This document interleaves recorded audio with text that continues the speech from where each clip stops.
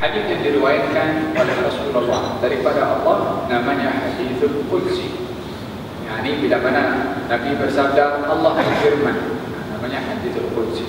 Tapi kalau baginda Rasulullah SAW bersabda, innamal a'malu binniyat umpamanya, maka hadis itu dikatakan hadithul nabawi, hadis yang daripada Nabi sallallahu alaihi wa ala alihi wasallam. Hadis ini adalah hadithul qudsi, Nabi meriwayatkan daripada Allah. Dijelaskan dalam hadis ini, setiap satu amalan baik itu akan diganjar oleh Allah minimum, itu adalah dengan 10 kali ganda. Satu amal baik minimum akan diganjar oleh Allah Subhanahu wa taala 10 kali ganda. Merupakan rahmat dari Allah Subhanahu wa taala, tidak menyambungkan antara perbuatan taat dengan perbuatan maksiat daripada balasannya. Allah tidak membalas satu perbuatan maksiat dengan 10 hukuman atau 10 dosa, tapi satu perbuatan ibadah 10 pahala. Satu dosa bukan 10 hukuman atau 10 dosa, tapi satu dosa. Tidak dikira sama oleh Allah Subhanahu wa taala, sebab Allah ingin menunjukkan sifat ihsan pada orang yang berbuat baik, dan Allah menunjukkan sifat adil kepada orang yang berbuat tak baik. Antara sifat ihsan dengan sifat adil. Di dalam masalah dosa, Allah menggunakan sifat adilnya. Di dalam perbuatan taat dan ibadah, Allah menggunakan sifat ihsannya.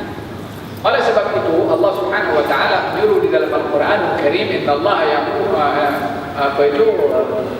ya'muru bil 'adli wal ihsan. Allah menyuruh kamu berbuat adil dan juga ihsan. Apa itu ihsan? Apa itu adil? Adil itu adalah kamu memberikan hak orang lain dan kamu menuntut hak kamu daripada orang lain. Itu adil. Kamu beri apa menjadi hak, kamu tuntut apa yang menjadi hak kepada kamu. Tapi ihsan adalah memberi kepada orang lain tanpa menuntut apa yang menjadi hak kepada kamu, yakni memberinya itu lebih. Kalau adil sesuai dengan keadaannya, tapi ihsan lebih daripada sepatutnya. Di dalam hal taat, Allah guna ihsan. Orang yang berbuat baik minimum 10 atau aku tambahkan. Yani berapa ditambahkan oleh Allah Subhanahu wa taala? Dalam Al-Quran Al-Karim, Allah Subhanahu wa taala memberikan perumpamaan tentang orang-orang yang bersedekah fi sabilillah, kamathali habbatin ambatat sab'a sanabila fi kulli sumbulatin mi'atu habbah wallahu yudha'ifu liman yasha. Orang-orang berinfak di jalan Allah Subhanahu wa taala, yakni ikhlas kerana Allah, baik itu untuk jihad, untuk dibagi kepada pelajar ilmu agama, untuk orang-orang miskin yang memerlukan kepada makanan, ikhlas kerana Allah Subhanahu wa taala, perumpamaannya adalah kamathali habbah, umpama satu biji. Ambatat sab'a sanabil, yang menumbuhkan satu biji itu 7 cabang. Fi kulli sumbulatin mi'atu habbah. Setiap satu cabang daripada 7 itu ada 100 biji. Kalau 7 cabang ada berapa? Ada berapa? Tak lulus matematik. 700. Yang diinfakkan berapa? 1. Buahnya berapa? Jadi 7, kemudian 700. Satu biji menumbuhkan 7 cabang. Setiap satu cabang ada 100 biji. Maka boleh 7 cabang ada 700 biji. Yang ditanam itu 1. Terkadang 1 itu akan membawa ganjaran 700. Adakah 700 itu maksimum? Tak ada lagi lebih. Wallahu yudha'ifu liman yasha. Allah akan lipat gandakan sesuai dengan siapa yang dikehendaki oleh Allah. Dilipat gandakan itu berapa? Ya, jangan tanya lah macam tadi pembahasan yang awal, jangan tanya berapa Allah akan bagi. Kalau memang Allah akan bagi, yudha'ifu, akan dilipat gandakan jumlahnya oleh Allah Subhanahu wa taala Walihada dikatakan innama yuwaffas sabiruna ajrahum bighairi hisab. Hanya orang-orang yang bersabar itu diberi ganjaran oleh Allah tanpa hisab. Maknanya tak ada penghujung bilangannya untuk dinilai ganjaran orang yang sabar. Tak ada hisab, tak boleh ada angka yang boleh membatasi ganjaran orang-orang yang sabar. Bermakna ganjaran kepada orang yang berbuat baik itu minimum 10, boleh menjadi 100 atau 700 atau 70, kemudian boleh menjadi 700 dan boleh tanpa hisab. Siapakah yang dapat 10, siapa dapat 70 dan siapa dapat 700, siapa yang dapat tanpa hisab?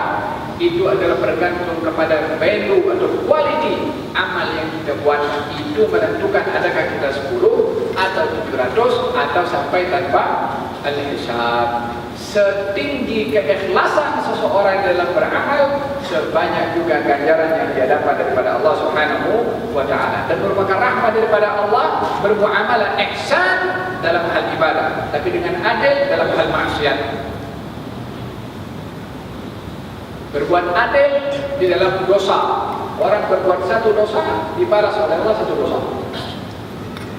Kalau dibalas dengan 10, susah. Manusia sudahlah susah terlepas daripada dosa. Satu dosa dibalas 10 oleh Allah Subhanahu wa ta'ala, teruk orang itu. Jadi dilakukan sifat adil oleh Allah Subhanahu wa ta'ala dalam hal dosa, itu merupakan rahmat dari Allah Subhanahu wa ta'ala. Sehingga amalan yang dilakukan di dalam hati, azam, baru niat nak beramal, belum lagi dibuat, diganjar oleh Allah Subhanahu wa ta'ala walaupun dia tak buat. Seorang berazam untuk berbuat hal yang baik, tapi tak tersampai untuk ditunaikan, diganjar oleh Allah Subhanahu wa ta'ala dengan satu pahala, baru azam. Tapi orang berazam untuk berbuat tak baik, niat dia akan buat benda tak baik, nak buat benda muka. Kalau niat saja tak sampai dilakukan, ya artinya dia nak buat maksiat. Dia datang ke situ ternyata maksiat yang dia nak buat tak ada. Maka dalam hal ini dia tak dikira dosa oleh Allah Subhanahu wa ta'ala. Tapi bila mana dia berazam nak berbuat maksiat, dosa lah, tak elok aku nak buat dosa, cancel niatnya, diganjar oleh Allah Subhanahu wa ta'ala. Perbezaannya, yang satu berazam nak berbuat maksiat, kemudian dia ingin melakukannya tapi tak sempat melakukan, tak dikira dosa. Tapi berazam nak berbuat maksiat, ditinggalkan disebabkan dia sedar itu perbuatan maksiat, diganjar oleh Allah Subhanahu wa ta'ala dengan satu kata atau ayat yang pertama daripada hadis Al-Qudsi tadi, yang melakukan perbuatan baik diganjar dengan 10 dan ditambahkan oleh Allah, yang berbuat dosa akan dibalas dengan satu dosa dan aku pun boleh mengampunkan dosa tersebut. Ini perkara pertama. Perkara yang kedua adalah mana-mana manusia berbuat amal baik, Allah Subhanahu wa ta'ala lebih cepat untuk menerima amal perbuatan baik itu berbandingkan kepada sedikitnya amal perbuatan baik yang dilakukan oleh seseorang tersebut. Walihada baginda Rasulullah SAW menyuruh kepada Siti Aisyah radhiyallahu anha wa ardhaha, wahai Aisyah, saksikanlah haiwan sembelihan korban kamu itu. Kepada Siti Fatimah. Siti Fatimah ketika Idul Adha melakukan amal ibadah korban. Walaupun perempuan tidak mampu untuk menyembelih, maka diperintahkan oleh Nabi SAW, wahai Fatimah, saksikanlah haiwan korban kamu, sesungguhnya darah sembelihan itu akan jatuh di sebuah tempat yang diterima terlebih dahulu oleh Allah sebelum darah itu jatuh mengenai ke tanah. Lebih cepat diterimanya amal ibadah seseorang oleh Allah walaupun belum sempurna lagi perbuatan amal ibadah tersebut. Cepatnya Allah di dalam merespon amal perbuatan ibadah yang dilakukan oleh seorang yang beriman kepada Allah Subhanahu wa ta'ala. Orang mendekat kepada Allah satu jengkal, Allah satu hasta. Orang mendekat kepada Allah satu hasta, Allah mendekat satu jempol. Apa bermakna satu hasta satu jempol? Bukan nak diukur dengan saiz kita berapa sentimeter dalam kita punya hasta ataupun kita punya jengkal. maknanya cepatnya respon datang daripada Allah kepada orang-orang yang ikhlas beribadah kepada Allah Subhanahu wa taala. Untuk memberitahukan kepada orang yang beribadah, jangan kamu menganggap ibadah kamu itu adalah menunggu ganjarannya nanti. Kamu akan tengok, hari ini aku sudah yakinkan kamu amal perbuatan kamu sudah aku terima.